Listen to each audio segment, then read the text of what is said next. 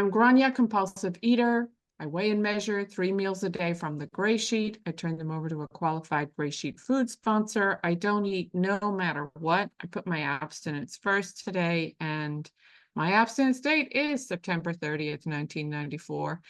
Really, really hard to imagine my life back in 1994. I actually came into Gray Sheet in 93.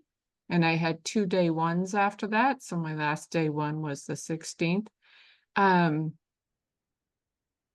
It seemed, when I tell my story, I feel like I'm describing a movie that I watched, that it was this person doing these things, feeling these feelings. It's so far from the life I live today and the person I am today that it's really a testimony to the power of abstinence and the 12 steps and the fellowship of these 12-step rooms, because I am not the person I was. And I know that in particular, not only when I cast my mind back to 1993, 1994, and think, who was that person? But now that I'm back in Ireland, in the bosom of my family, I am so conscious. I knew this intellectually, that I had to go 3,000 miles away and live away from my family for 40 years to grow up, separate from them, stop trying to make everybody think that I was okay, make my mom love me the way I wanted her to love me. Act like a rebellious teenager. I had to do that. I had to go away 3,000 miles, 40 years, and I've come back and I still, I now find out, I see myself reacting differently to our family situations than my sisters do. And I go, oh, in the old days, that's how I would react, but it doesn't even occur to me react like that now. So, for example, my mom is suffering from cognitive decline, probably dementia, and she is she's just totally irrational. And my sisters keep trying to convince her by reasoned argument of things. And I'm looking at them thinking, why? Why are you bothering? She's irrational. That's just who it is. I don't love it, but it is reality and I accept it. And I don't keep going back to the water. What is it? Go back to the barbershop. You're going to get a haircut. Eventually, she loses her temper. She snaps at them. They cry.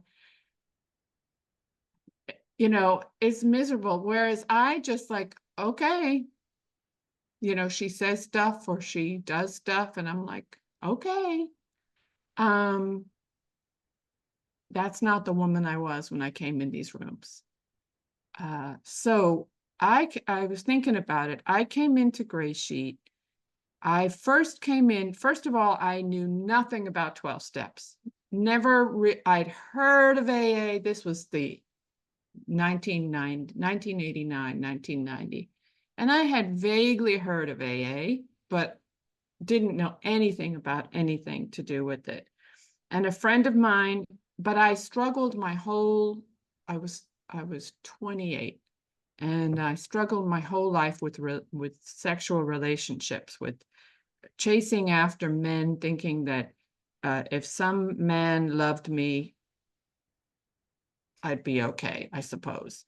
And no matter how much of a feminist I was, no matter how professionally successful I was, no matter how smart I was, no matter how independent I was financially, I still became somebody else when the possibility of having some guy pay attention to me came into the picture. And it tortured me, and I couldn't stop.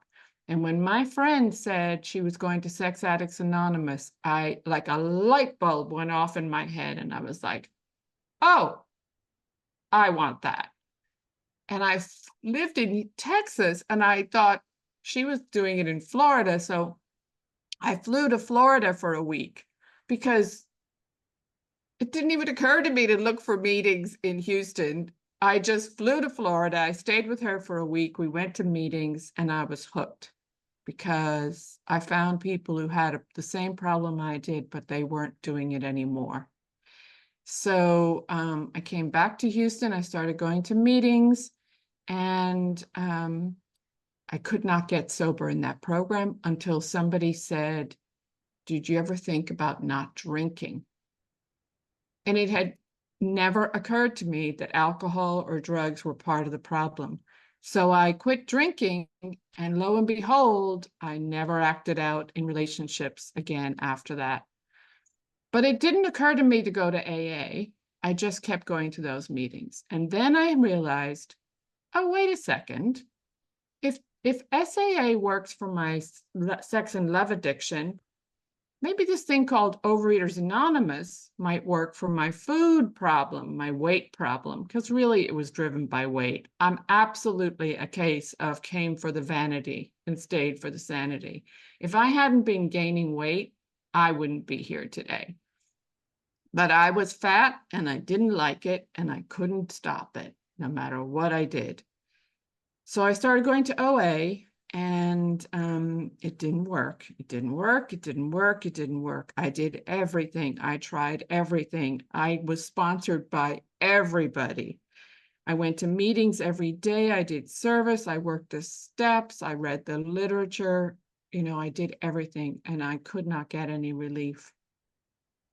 Now, why did I start this? Because then I hope most of you have heard this story because I've told it a million times about finding Gray Sheet. I moved to Michigan, little town, no abstinence.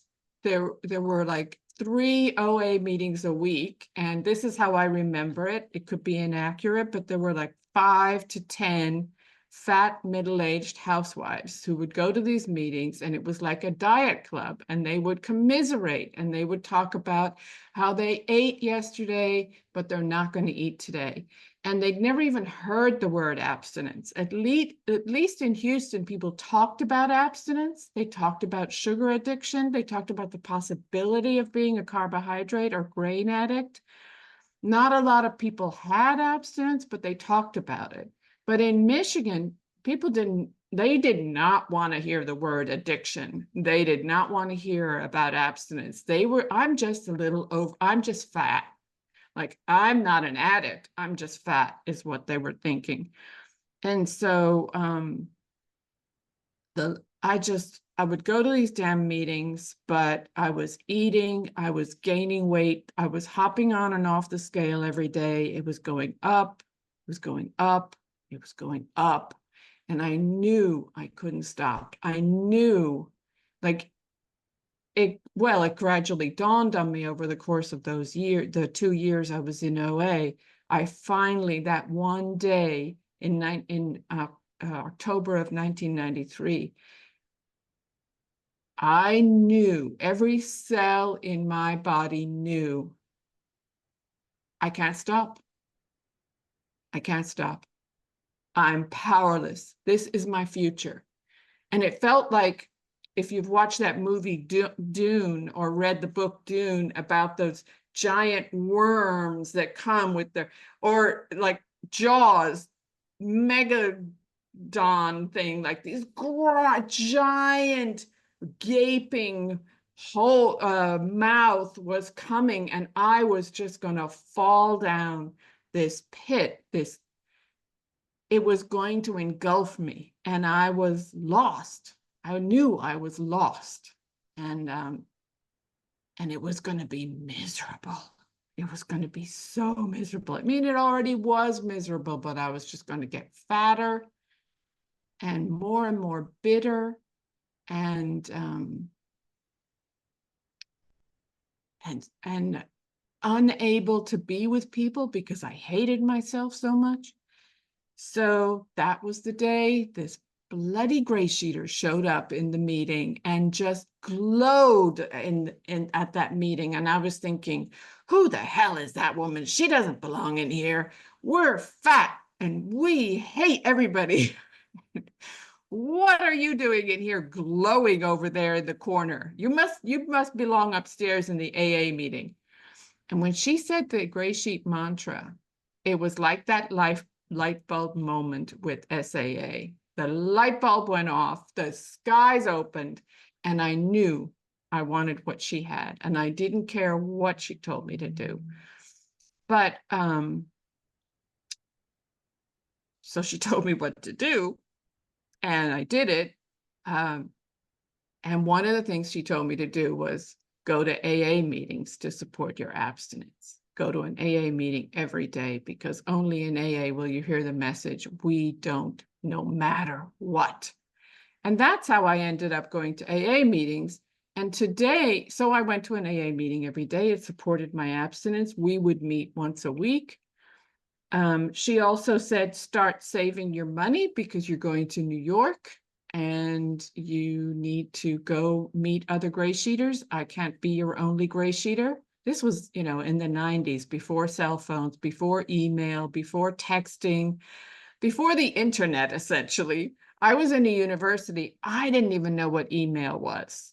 Like, that's how obscure this whole thing was. I remember when, that was in 93. I graduated in 97. And the guy who was recruiting me to come to Houston said, would you email me your resume? And I was like, what? You can email a document? And like, he had to tell me how to attach a document to an email in 1997. So this was a long time ago. And she was the only GreySheeter I knew. And she said, there are hundreds of GreySheeters abstinent. She had 3 years of abstinence. And she told me there were so many people with so many years, and I had to go and find them and connect with them. And I did.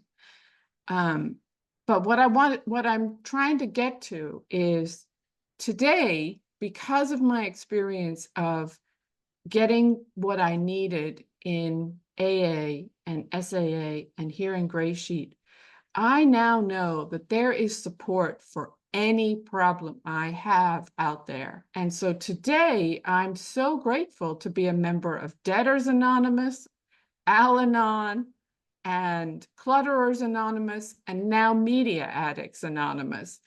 I am so grateful that there are people who are willing to come together and overcome the things that bring me to my knees.